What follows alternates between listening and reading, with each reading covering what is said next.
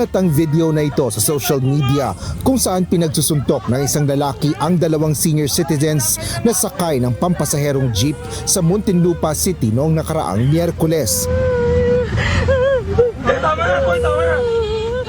Habang umiiyak at nanginginig sa takot ang iba pang mga pasahero dahil sa kaguluhan sa loob ng jeep. Bagaman nakakulong na ang suspect, inihayag ng Land Transportation Office o LTO na iniimbestigahan na rin nila ang insidente, partikular na ang driver ng jeep. Paliwanag ni LTO Chief Assistant Secretary Marcos Lacanilao, hindi lang dapat manibela ang hawak ng mga tsuper.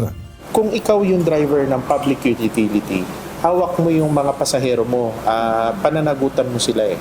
Kung meron mang mga pasaway na pumasok doon, nanakit doon, obligado mo yan na i-assiste, tulungan. Itabi mo, kung maaari, tumawag ka ng pulis, tumawag ka ng enforcers o barangay para lang may alis mo yung tao na maiwas doon sa mga manakit. At kung wala naman yon, being ikaw ang driver, tulungan mo naman yung pasahero mo.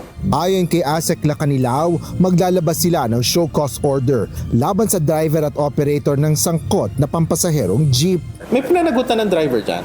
Kasi iimbestigahan natin kung wala siyang ginawa, hindi siya gumalaw. Right.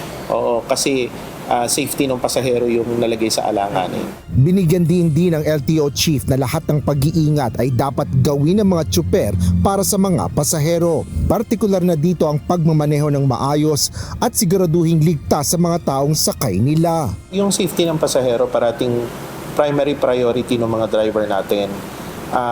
Kaya yung pag-iingat sa kanila sa pagmamaneho nila, kaya nga nag-propose din tayo ng yung speed limiter na yan na matagal nang nakabinbin, tumatakbo na para ma-prevent yung mga aksidente o anumang pwedeng mangyari dun sa tao. So buhay kasi yung dala-dala ng mga driver natin na PUV. Handa namang tulungan ng National Commission on Senior Citizens o NCSC ang dalawang matandang nasugatan sa insidente. Ngunit sinabi ni NCSC Chairperson and CEO Attorney Merceditas Gutierrez, kailangan pag-aralan ang kasapatan ng mga safety protocol sa mga pampublikong transportasyon. Tingnan natin kung ano magiging kasunduan natin with LTO.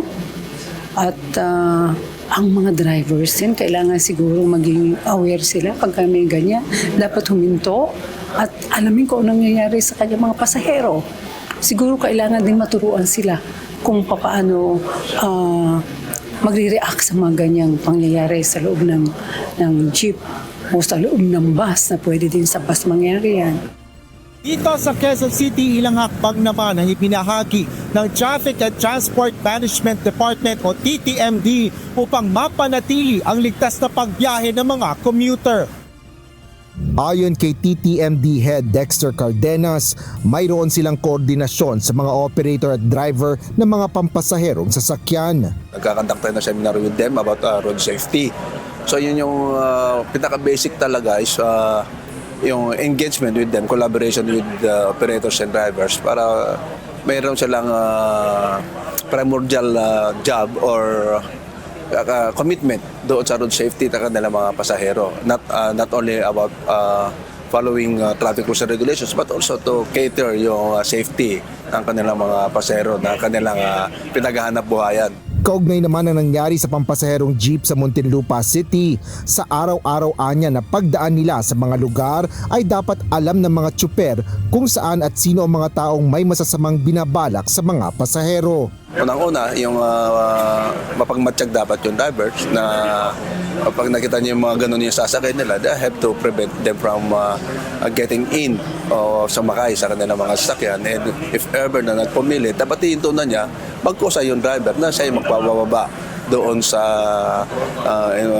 taong may balak na masama. Bukod dito, sinabi ng QC-TTMD Chief na mahalaga ang visibility o pagtatalaga ng mga law enforcer, pangunahin na ang mga pulis, lalo pa sa mga matataong lugar.